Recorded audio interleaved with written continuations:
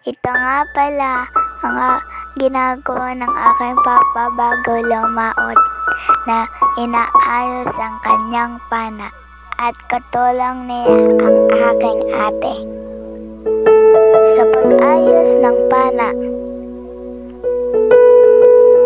Sinusog ba o iniinit niya? O dahil nga tapos na niyang ayusin ang kanyang pana ay inalalagay na niya ito sa kanyang bangka.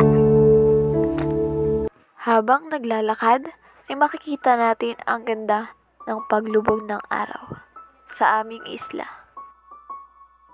At paalis na nga ang mga ito upang humuli ng mga isda at balatan o sisikumber ng siyang hanapbuhay namin dito sa isla. At dito inaayos niya ang tapahan ng balatan na pangunahing panghanap buhay sa amin barangay. At ito ang huli ng aking papa.